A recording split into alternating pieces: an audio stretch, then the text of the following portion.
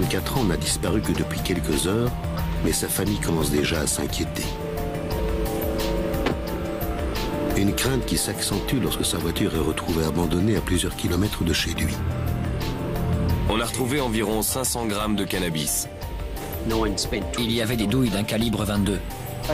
J'ai entendu pas mal d'insultes. J'ai cru que c'était une dispute entre mon voisin et sa femme. Il avait des chaussettes sur les mains. Il voulait l'empêcher de donner des informations à la police. On avait plusieurs suspects. Il a dit qu'on lui avait pointé une arme sur la tête. S'il ne coopérait pas, il pourrait être tué lui aussi. La seule solution était de nous dire la vérité. Bonjour. Je suis heureux de vous retrouver sur ce plateau pour cette nouvelle histoire inédite, placée cette fois sous le signe de la cupidité et de la trahison. Quand un mari dévoué, père de 2 enfants, disparaît, la police déploie les grands moyens pour le retrouver. Dans ce cas, elle fait largement appel à la population pour recueillir des informations. Des témoins ont assisté à des scènes étranges. Par chance, s'inspirant de certains héros de séries policières, ils ont soigneusement consigné par écrit tout ce qu'ils ont vu. Ces renseignements seront-ils suffisants aux experts de la police scientifique pour démasquer le criminel ?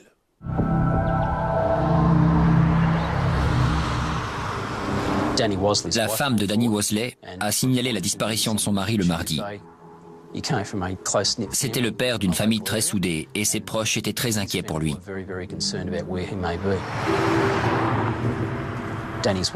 Elle a croisé Danny avec son meilleur ami le lundi matin. Il revenait de chez un concessionnaire moto.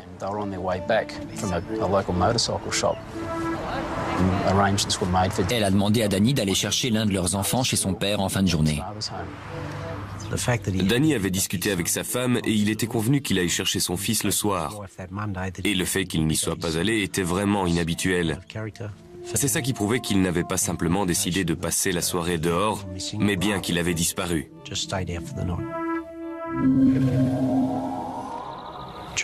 Ce soir-là, sa famille a fait le tour de la ville à sa recherche et ils ont retrouvé sa voiture sur le parking d'un centre commercial à Warners Bay.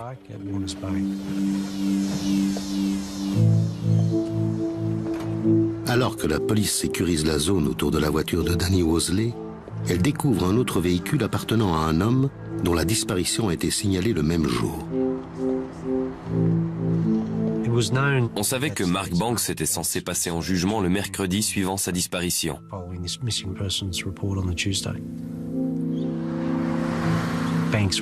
Banks allait être jugé pour détention de 18,5 kg de cannabis. Et d'après sa famille, il avait la ferme intention de se rendre au tribunal. Il avait un associé avec un jeune enfant et on savait qu'il s'inquiétait pour lui et que c'est pour ça qu'il voulait se retirer du milieu de la drogue. Il savait qu'il pouvait aller en prison un certain temps à cause de son implication, mais il voulait s'en sortir et se racheter une conduite. Après avoir trouvé les voitures sur le parking de Warners Bay, on a lancé des recherches dans les environs. On a interrogé un grand nombre de commerçants et visionné les vidéos des caméras de surveillance pour nous permettre de suivre leurs derniers déplacements. Au moment de leur disparition, il n'y avait aucun lien entre ces 2 hommes. Mais personne ne se souvient des 2 hommes et aucun d'entre eux n'apparaît sur les caméras de surveillance. Les vidéos de surveillance ne montrent pas le parking et on n'avait donc aucun moyen de savoir ce que Banks et Wosley avaient fait. Les enquêteurs pensent que les voitures pourraient leur fournir des indices. Quand on a découvert les voitures, elles n'étaient pas fermées à clé. Il n'y avait pas les clés à l'intérieur. On a donc procédé à un relevé d'empreintes dans les 2 véhicules. On recherchait des preuves biologiques comme du sang ou des traces de lutte dans les voitures. Danny Wosley est apparemment un homme respectable et un père de famille attentionné. La police n'a donc pas de raison d'associer sa disparition à celle de Mark Banks, qui, lui, est un trafiquant de drogue notoire. Une coïncidence intrigue cependant les enquêteurs. Comment se fait-il que les voitures des deux hommes aient été retrouvées côte à côte sur un parking. Ne trouvant pas de traces de sang à l'intérieur comme à l'extérieur des véhicules, les experts médico-légaux décident d'approfondir leurs recherches d'indices et ils font bientôt une découverte intéressante. Dans une pochette plastique glissée sous le siège conducteur, il y avait une grosse somme d'argent, 3100 € en liquide. On a creusé un peu plus la question et on a appris par leur famille que Banks et Wosley travaillaient ensemble dans la distribution d'importantes quantités de cannabis dans la région de Newcastle. Étant donné la situation de Danny Wosley, une très bonne réputation, une famille aimante, de jeunes enfants, une jolie maison, pas de passé criminel, on s'est dit qu'il ne devait pas être dans ce milieu depuis très longtemps. Il venait probablement d'entrer dans le milieu, et si c'était le cas, il ne se méfiait peut-être pas assez des gros dealers.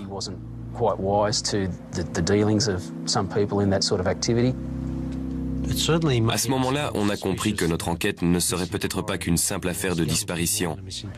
Les personnes impliquées dans ce genre de trafic avec de telles quantités en jeu prennent de grands risques. Il fallait agir vite et interroger le plus de personnes possible sur l'endroit où ils pouvaient se trouver.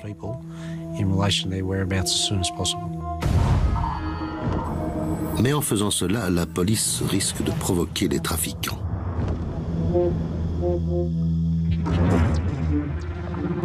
Les enquêteurs commencent par interroger tous les amis et membres de la famille de Mark Banks et Danny Wosley. On a rassemblé au plus vite les proches des deux hommes pour dresser une liste de leurs derniers déplacements.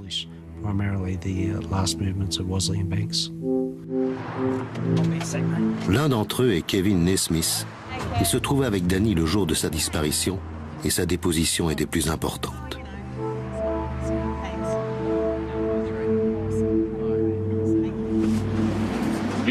Quand je suis venu chez vous tout à l'heure, vous avez accepté de venir faire une déposition officielle dans nos locaux. On est d'accord. Alors, pouvez-vous nous parler de Danny Wosley et de sa relation avec Mark Banks? Comme je vous l'ai dit tout à l'heure, je suis venu pour vous donner des informations qui me causeront peut-être des problèmes, mais étant donné la gravité de la situation, je dois le faire. Je connais Danny Wosley depuis l'âge de 5 ans. C'est mon meilleur ami depuis 25 ans. On a toujours été comme des frères, tous les deux. J'ai rencontré Mark Banks à 2 reprises au cours de ces 6 derniers mois. Danny et lui se sont rencontrés par le biais de la vente de marijuana en grosse quantité.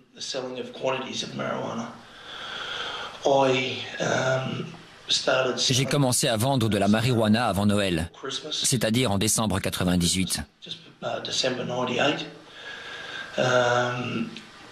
Danny m'a dit que je pouvais gagner beaucoup d'argent, alors on l'a fait. Tout ce que je pensais passait par Danny Wosley. Il prenait mon argent et travaillait directement avec Mark Banks.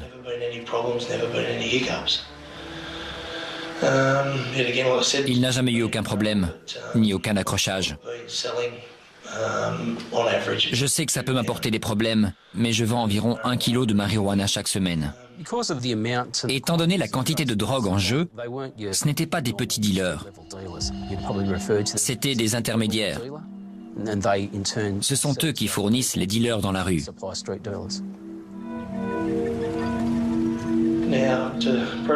Lundi, Danny est venu chez moi vers 10 heures.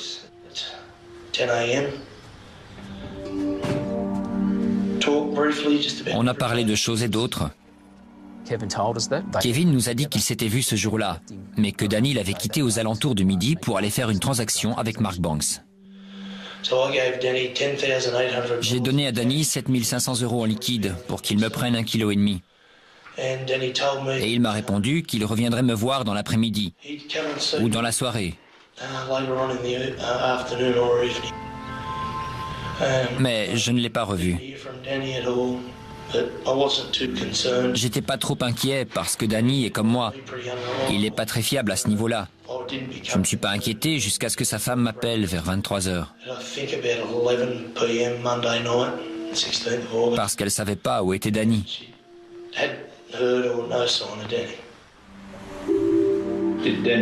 Danny vous a dit où avait lieu son rendez-vous? Non, Aucune idée. non. Danny avait l'air inquiet de sortir avec cette somme d'argent sur lui? Oui, Il s'apprêtait à faire une grosse transaction? oui. Qu'est-ce qui lui est arrivé à votre avis? Je sais pas. Je sais pas. J'espère qu'ils n'ont pas fait de bêtises, qu'ils sont juste partis sur un coup de tête pour quelques jours et qu'ils vont revenir d'un moment à l'autre. Mais je sais que c'est un milieu dangereux.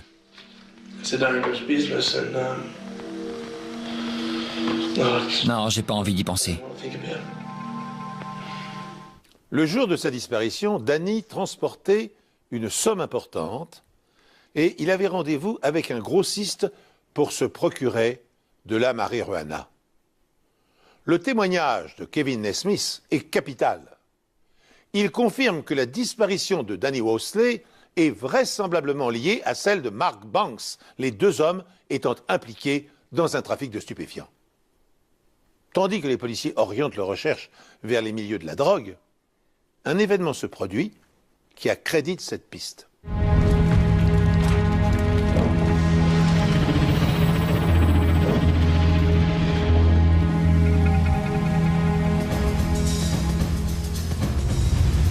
Deux jours après la disparition des deux hommes, un incendie s'est déclaré dans le garage d'une résidence de Charlestown.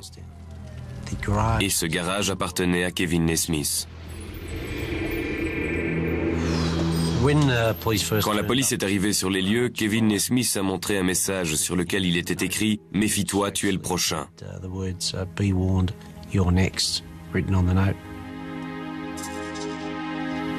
On m'a dit qu'il y avait eu un incendie dans un garage et mon travail consistait à découvrir l'origine du feu. Pendant mon enquête, Kevin Nesmith est arrivé sur les lieux et on a eu une petite conversation. Il était vraiment bouleversé. Il pleurait et il avait l'air très inquiet pour sa famille et ses amis. Il m'a dit qu'il avait été réveillé par des crépitements et que quand il était sorti, il avait vu son garage en feu. Le garage était constitué d'une partie principale qui pouvait contenir deux voitures côte à côte. Et à l'arrière, il y avait une salle où étaient entreposés des jouets et un débarras. Dans l'embrasure de la porte entre la partie principale et l'aire de jeu, j'ai repéré une couverture sur le sol en déplaçant les morceaux de plâtre qui se trouvaient dessus. Cette couverture sentait l'essence et elle avait été roulée sur toute la longueur, probablement pour en faire une mèche et conduire le feu d'un endroit à un autre. À différents endroits, le béton était complètement effrité. C'est un phénomène qui est dû au réchauffement très rapide de la moisissure à l'intérieur du béton, ce qui laisse supposer qu'un accélérant a été répandu à différents endroits dans le garage. La présence de 3 bidons d'essence de 5 litres confirme la première intuition des experts. Il s'agit d'un incendie criminel.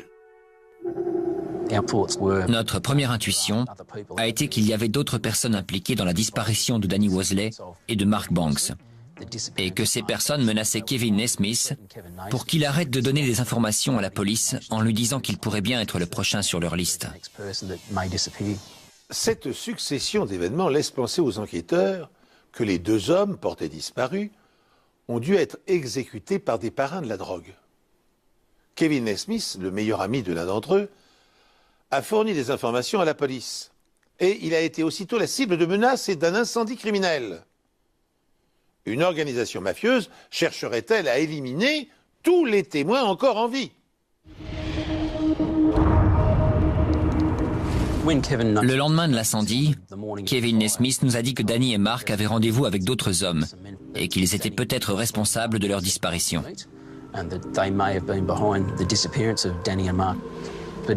Mais il ne nous a pas donné plus d'informations. Soit il ne les connaissait pas, soit il avait peur à cause de l'incendie et du mot laissé devant chez lui. Mais sachant que Danny était son meilleur ami, je pense que s'il avait eu des informations qui puissent nous aider, il les aurait transmises à la police. Dans un deuxième temps, les enquêteurs décident de rendre l'affaire publique et les résultats sont immédiats. Des témoins ont vu un homme, répondant à la description de Danny Wosley, entrer dans le garage de leur voisin. Ils ont aperçu leur voisin à l'intérieur du garage. Ils pouvaient les voir à hauteur de la poitrine. Ils ont entendu une dispute et quelques minutes plus tard, ils ont vu leur voisin sortir du garage, entrer dans sa maison, puis ressortir avec d'autres vêtements pour retourner dans le garage. À ce moment-là, il était avec une autre personne qu'ils avaient déjà vue chez lui auparavant. On a mené une enquête auprès des autres habitants.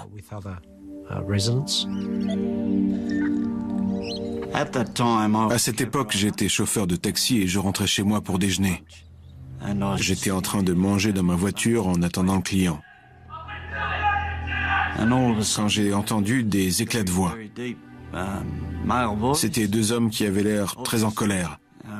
Le ton montait de plus en plus.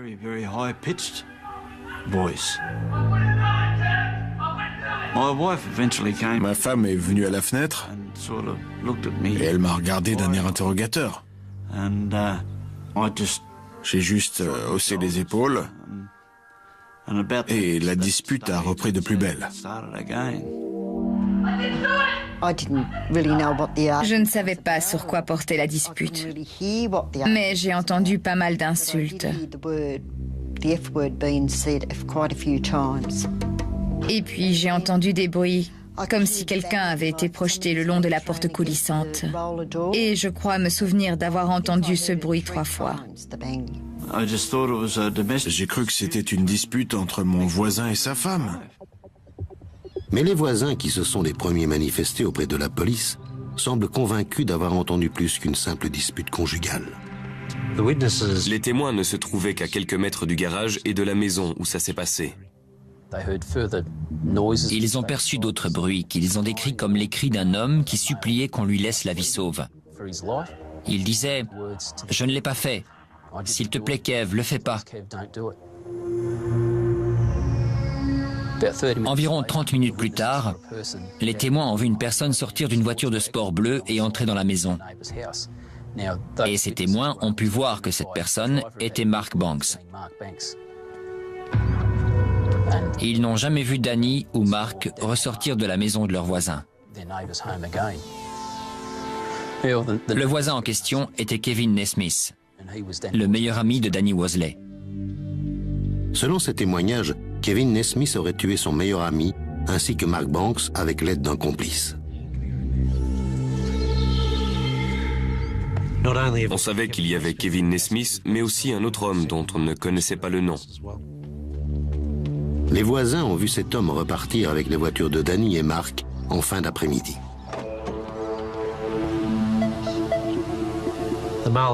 L'homme en question s'est absenté environ 15 minutes pour chaque voiture et ce qui a semblé bizarre aux témoins, c'est qu'il portait des vêtements différents à chaque fois.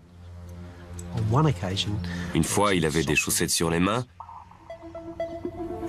et c'était comme si cette personne n'avait jamais conduit avec une boîte manuelle parce qu'il avançait par à-coups. On a immédiatement compris qu'il n'avait jamais conduit ces voitures avant. Plus tard dans la soirée de lundi, les témoins disent avoir vu Kevin Nesmith entrer dans son garage avec une sorte de bâche bleue dans les bras. Il est resté à l'intérieur un certain temps. Et l'homme, repéré plus tôt dans l'après-midi, est revenu chez Kevin avec une casquette sur la tête. Les témoins avaient déjà vu cette personne chez Kevin de nombreuses fois. Il venait avec une voiture jaune dorée. On a enquêté et on a réussi à identifier cet homme comme étant Alan Faulkner.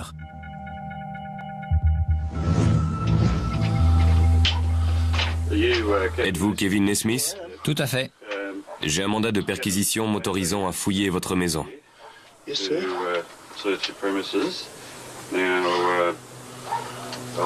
vais vous le montrer.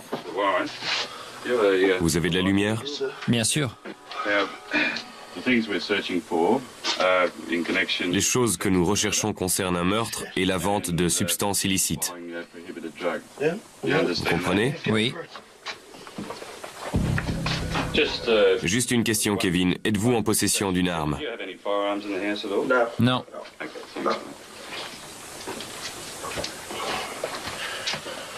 Au moment où la police pénètre chez Kevin Naismith, Alan Faulkner reçoit la même visite. Inspecteur Dengate, vous pouvez venir? On m'a demandé d'enquêter sur Alan Faulkner.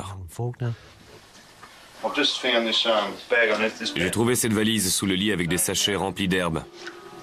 On a retrouvé environ 500 grammes de cannabis. Ne touchez plus à rien. Vous êtes en état d'arrestation pour possession de cannabis, vous comprenez? Oui. Comment vous l'êtes-vous procuré? Je l'ai eu il y a environ 2 mois. Par qui? Je peux pas vous le dire. Vous ne pouvez pas ou vous ne le ferez pas? Je le ferai pas. On a aussi retrouvé des munitions d'un calibre 22, ainsi que les vêtements que Faulkner portait quand il est venu chez Naismith. Vous êtes en état d'arrestation pour meurtre. Vous avez le droit de garder le silence. Tout ce que vous direz... Je l'ai déjà dit. Laissez-moi finir. Vous avez le droit de garder le silence. Tout ce que vous direz pourra être retenu contre vous. Vous comprenez? Oui, mais je comprends pas pourquoi. Grâce aux témoignages des voisins qui ont rapporté des bribes de conversation et noté les déplacements des divers véhicules sous leurs fenêtres, l'enquête bascule dans le sens le plus inattendu qui soit. Kevin Naismith, le meilleur ami de Danny Worsley, celui qu'il considère comme son frère et avec lequel il partage tout depuis l'école maternelle, se transforme brusquement en suspect numéro 1. Car il est maintenant établi que les deux hommes se sont violemment disputés dans le garage et que Danny a supplié « S'il te plaît, Kev, ne le fais pas !» Il est également prouvé qu'un deuxième homme est intervenu, qu'il a quitté la maison les mains recouvertes de chaussettes pour ne pas laisser d'empreinte digitale sur le volant de la voiture de Danny. Ce scénario, encore inimaginable quelques jours plus tôt, amène les policiers à accuser Kevin Naismith du meurtre de son ami. Je peux appeler un avocat? Bien sûr. Vous pouvez m'expliquer pourquoi? Une fois qu'on sera à Charleston, je vous expliquerai.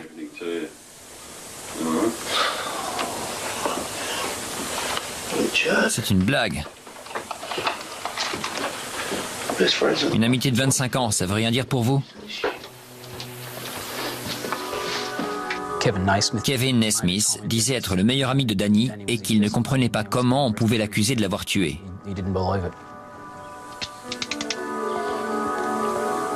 Alan Faulkner est arrêté au même moment. Les deux hommes sont conduits dans 2 commissariats différents pour y être interrogés. On voulait les interroger séparément, parce qu'ils n'étaient pas au courant de ce qu'on savait grâce aux témoignages. Et ils n'avaient pas eu l'occasion de se parler ou d'inventer une histoire qui pouvait réfuter les informations qu'on avait. Je vais vous demander de me parler du lundi 16 août. Vous avez vu Alan Faulkner ce jour-là? Oui, après... Mais non, je ne l'ai pas vu lundi, mais mardi. Je suis allé chez Kevin ce jour-là. Il devait être entre 15h et 15h30 quand je suis arrivé chez lui. Je suis resté 10 ou 15 minutes et je suis reparti.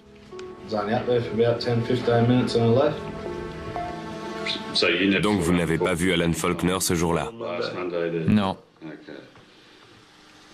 Vous êtes sûr? Je suis sûr. J'avoue que je suis un peu perdu, mais si je me souviens de quelque chose, je vous le dirai.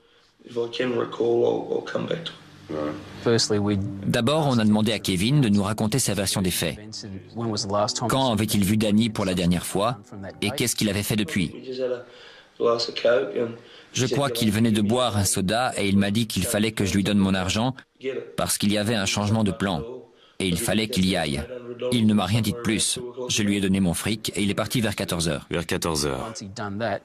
Une fois qu'il avait fait sa déposition, on pouvait lui dévoiler ce qu'on savait grâce aux différents témoins. On nous a dit que quelqu'un ressemblant à Danny Worsley est venu devant la porte de votre garage. C'est vrai. On m'a également dit qu'il y avait eu des éclats de voix et que l'homme que nous pensons être Danny Mosley a répété plusieurs fois « je ne l'ai pas fait ». Jusque-là, vous suivez? Oui. On m'a informé qu'il y avait eu une pause au cours de la dispute avant que l'homme identifié comme étant Danny Mosley ne se mette à crier « ne fais pas ça, Kev, je t'en supplie ». Vous me suivez? Oui. On m'a également parlé de 6 bruits correspondant à 2 choses qui entrent en collision. Vous êtes d'accord? Oui. Environ 1h30 plus tard, un homme identifié comme étant Mark Banks est venu frapper à votre porte. Vous me suivez toujours? Vous comprenez? Oui, mais je crois que c'est quelqu'un qui m'en veut vraiment. Les voisins étaient considérés comme des témoins sûrs. Ils n'avaient rien à gagner en donnant ces informations à la police. Ce qu'ils ont vu et entendu était tellement incroyable qu'ils ont décidé de le mettre par écrit. Ils nous ont dit avoir vu des témoins prendre des notes dans une série policière. Et ils se sont dit que c'était probablement le meilleur moyen de se souvenir de ce qu'ils avaient fait ce jour-là. Pour nous, le fait que ces témoins aient pu nous dire ce qu'ils avaient vu et entendu, et à quel moment grâce à leurs notes, c'était une preuve très solide. Même si l'affaire semble résolue, l'avocat de la défense peut encore arguer que ce que les témoins ont entendu et retranscrit n'était qu'une dispute sans conséquence entre 2 amis. Les experts doivent donc inspecter la maison et le garage de Kevin à la recherche de nouveaux indices.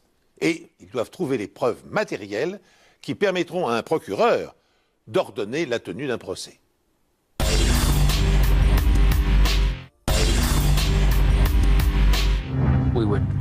On était persuadés que Danny Mosley avait été tué dans le garage.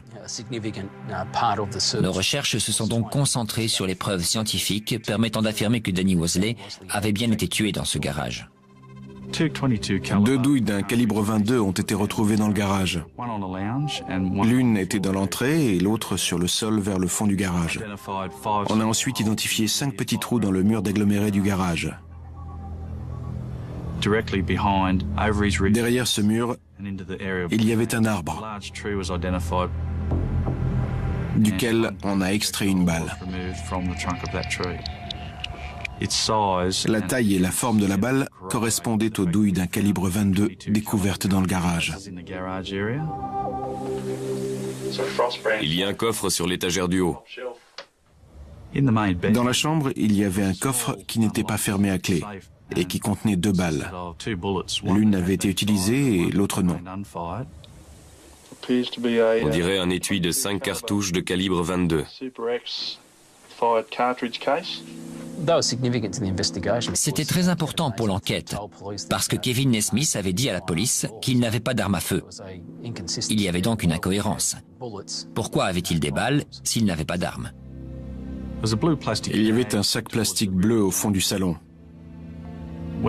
Et quand on a déplacé le sac, on a découvert une goutte rouge sur les carreaux en ardoise. Et ça ressemblait à du sang. On a fait venir un camion de la police scientifique devant chez Kevin Nesmith pour avoir un laboratoire sur place. À chaque fois qu'on trouvait une preuve, elle était immédiatement analysée. Plus tard, on a pu découvrir que le sang appartenait à Mark Banks. À ce stade de l'enquête, tout porte à croire que Mark Banks et Danny Mosley ont été tués par balle. L'étape suivante consiste donc à retrouver les corps, mais face à la réticence de Nesmith, Ce sont que des mensonges. Des mensonges, c'est du n'importe quoi. la police fait pression sur Alan Faulkner. Une personne correspondant à votre description a été vue au volant de cette voiture sur 8 Burn Close. Qu'est-ce que vous pouvez nous dire là-dessus? Il doit y avoir beaucoup de gens qui me ressemblent dans le coin parce que c'était pas moi.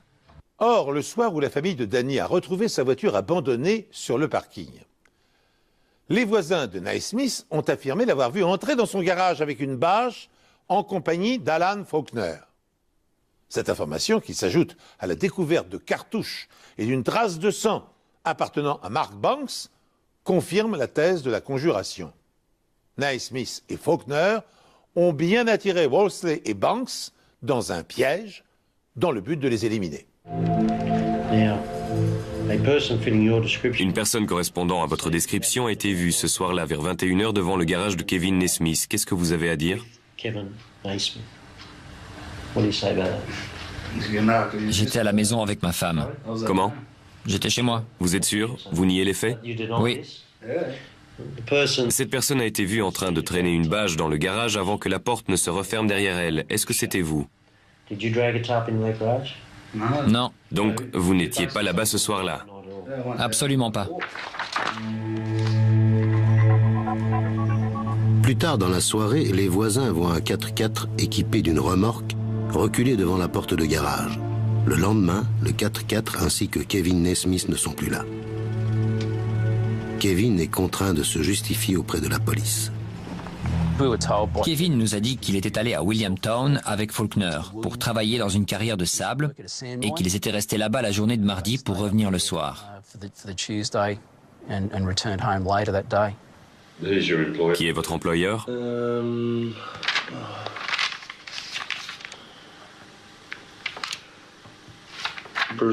Bruce, mais je me souviens plus de son nom. C'était juste un travail au noir. Et je veux pas répondre aux questions le concernant parce que je veux pas qu'il ait de problème avec les impôts ou ce genre de choses.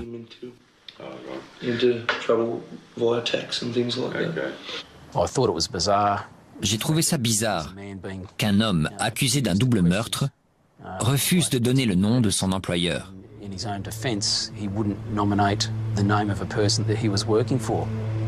Et quand la police lui demande où il s'est procuré le remorque qu'il a utilisé à la carrière de sable, son discours reste le même. À qui était la remorque? À un ami. Quel est son nom? Je préfère ne pas le dire. Je ne veux pas qu'il ait de problème.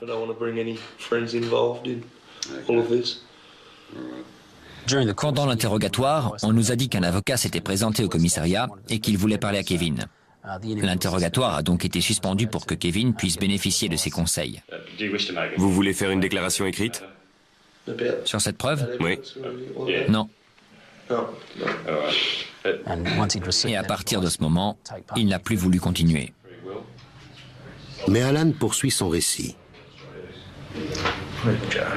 Et il est prêt à montrer à la police où Kevin et lui ont travaillé ce jour-là.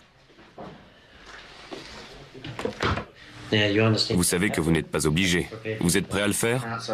Je ne me souviens plus de l'endroit exact, mais je peux vous le situer à peu près. Je l'ai moi-même emmené sur les lieux où on a retrouvé une autre équipe d'enquêteurs qui avait parlé avec toutes les sociétés d'exploitation de carrière. Et ils nous ont fait comprendre qu'il était impossible qu'Alan Faulkner ait pu travailler pour l'une d'entre elles. On lui a donc prouvé qu'il nous mentait, ce qui veut dire qu'il était coincé et que le seul moyen pour lui de s'en sortir était de nous dire la vérité.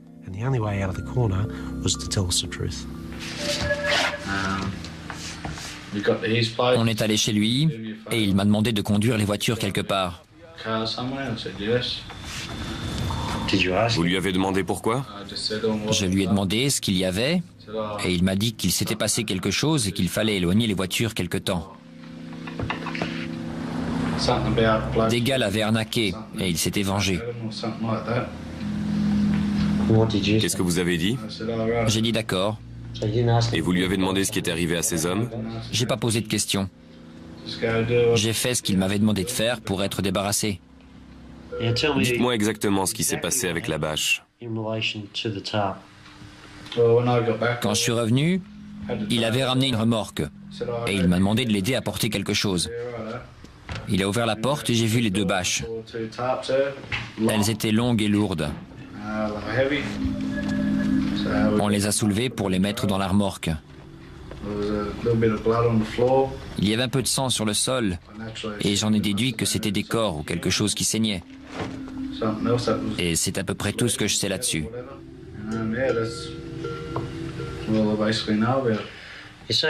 En voyant la taille, vous en avez déduit qu'il y avait des corps dans les bâches?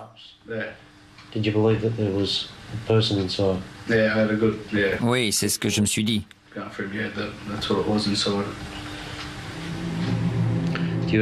Vous savez où sont ces corps maintenant? Non. Si vous le saviez, vous le diriez à la police? Oui. À la fin de l'interrogatoire, Alan Faulkner a été inculpé de complicité pour les meurtres de Banks et de Wosley ainsi que pour différents trafics de drogue. Sa demande de liberté sous caution a été refusée et il a été appelé à comparaître devant la cour de Newcastle le lendemain. Le peu de bonne conscience qui reste à Faulkner, ou plus vraisemblablement sa peur d'être condamné à une lourde peine de prison, le pousse à avouer aux enquêteurs où les corps de Wosley et de Banks ont été enterrés. Stockton Beach est une étendue de sable de près de 20 km de long avec des dunes qui peuvent atteindre les 50 mètres de haut dans certains coins isolés. Quand on est arrivé sur place, Alan Faulkner nous a indiqué un endroit au pied d'une grande dune.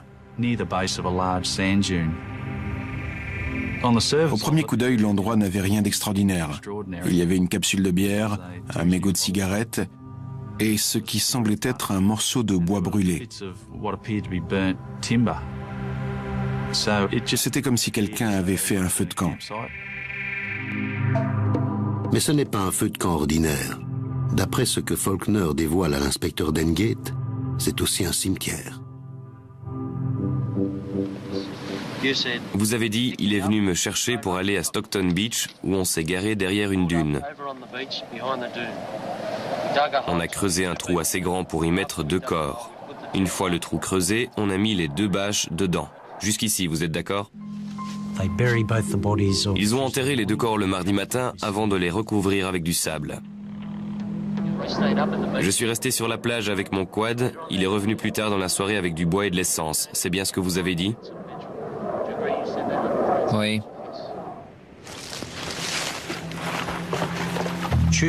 Mardi soir, Nesmith est revenu et ils ont brûlé les corps.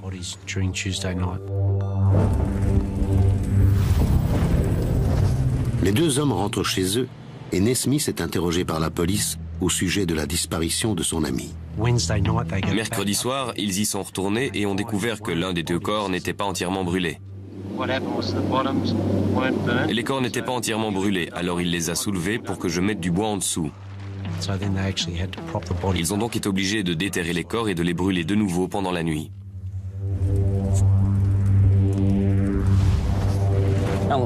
Alan Faulkner nous a également dit qu'il était resté sur la plage pendant que Nesmith retournait mettre le feu à son propre garage.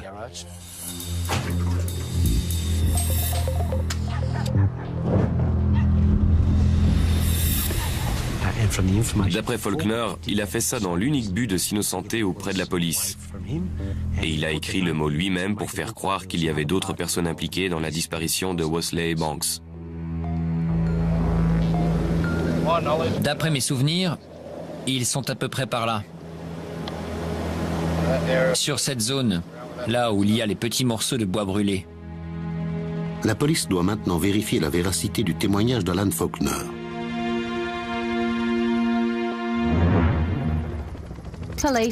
Hier, la police a découvert une tombe dans les dunes de sable de Stockton, déterrant un corps sérieusement brûlé et les restes d'un second. On a commencé à creuser et on a découvert un morceau de bâche bleue. En l'examinant, on a retrouvé un morceau de cage thoracique et un reste de crâne avec quelques cheveux dessus.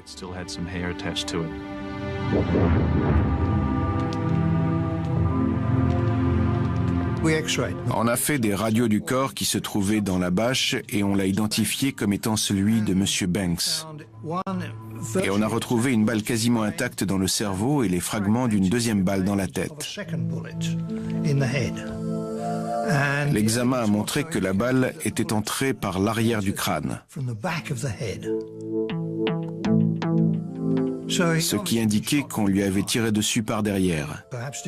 Et il n'a peut-être jamais su qu'on lui pointait une arme dessus. En déterrant le corps enveloppé de Mark Banks, la police découvre 2 autres fémurs sur le dessus de la bâche.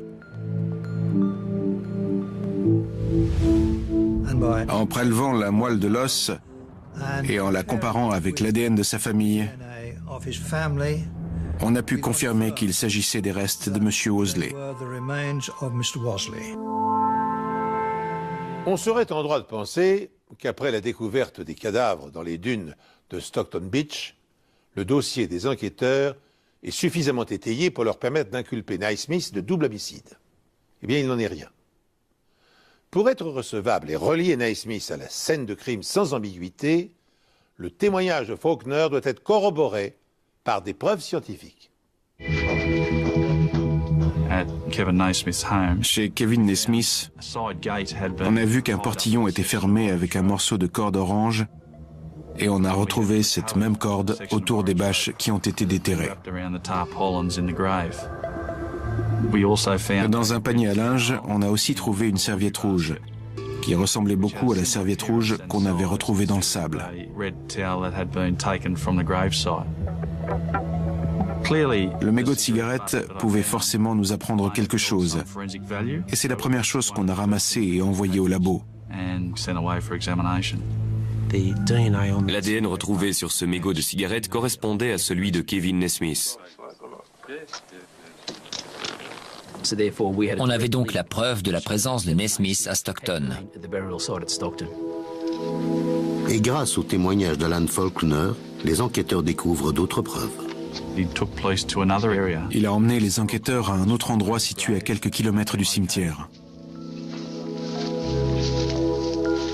Il leur a montré l'endroit où il avait enterré une boîte de conserve. C'est quoi ces clés? Celle de la voiture de Wosley.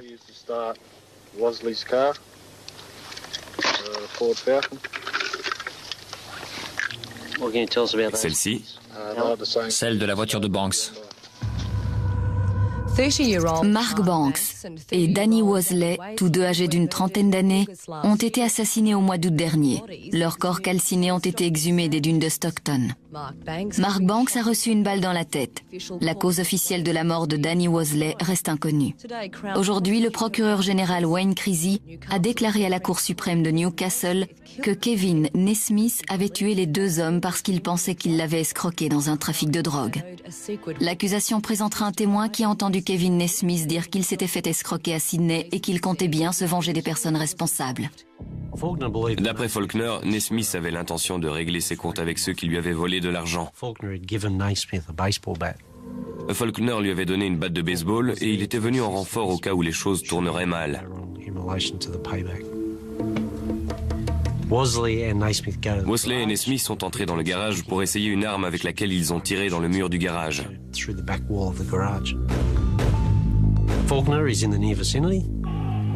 Faulkner est de l'autre côté et il entend Naismith frapper Wosley avec la batte de baseball.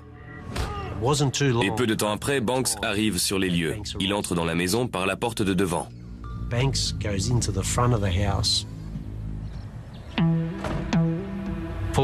Ensuite, Faulkner entend plusieurs coups de feu provenant de la maison et il découvre le corps de Banks étendu sur le sol. Les taches de sang sur le sol, les points d'impact dans le mur, les balles de calibre 22 retrouvées dans le coffre et une arme munie d'un silencieux confirment cette version des faits. Il s'ajoute à la serviette rouge, aux morceaux de corde, aux mégots de cigarettes et aux clés des voitures des deux victimes qui, de leur côté, ont confirmé la présence de Naismith sur les dunes, là où les corps ont été brûlés et enterrés. Le témoignage des voisins de Naismith et les aveux d'Alan Faulkner étaient très cohérents. Si Alan Faulkner n'était pas venu nous donner ces informations, les corps de ces deux hommes n'auraient jamais été retrouvés.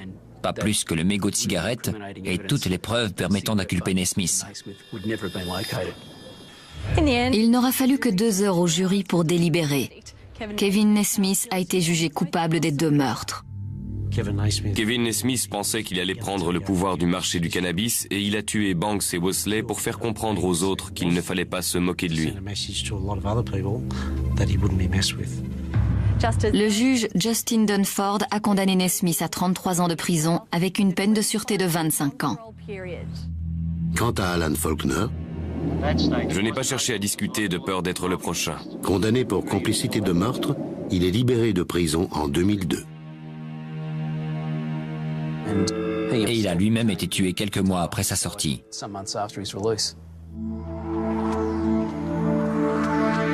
Et puis, les familles des victimes de Naismith tentent de redonner un sens à leur vie. J'ai encore du mal à le croire. Je ne pensais pas qu'il ferait quelque chose comme ça, mais il l'a fait. Le fils de Vig Worsley faisait confiance à son ami depuis 25 ans. Une amitié trahie par un homme avide de pouvoir. J'ai une belle-fille et 2 petits-enfants qui ont perdu un mari et un père. J'ai perdu un fils, et son assassin sera libéré dans 25 ans. J'espère qu'ils n'ont pas fait de bêtises et qu'ils sont juste partis sur un coup de tête pour quelques jours et qu'ils vont revenir d'un moment à l'autre. Mais je sais que c'est un milieu dangereux.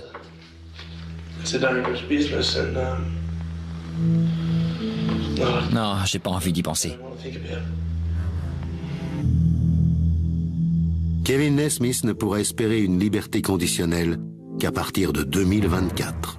Dans la prison où il se trouve désormais enfermé, Kevin Naismith repense-t-il parfois à la conversation qu'il avait eue avec les policiers quand il feignait de s'inquiéter du sort de son ami? Oh, il dispose d'au moins 25 ans de tranquillité pour y réfléchir. Merci de m'avoir accompagné tout au long de cette émission. Je vous retrouve prochainement sur cette antenne pour une nouvelle enquête impossible.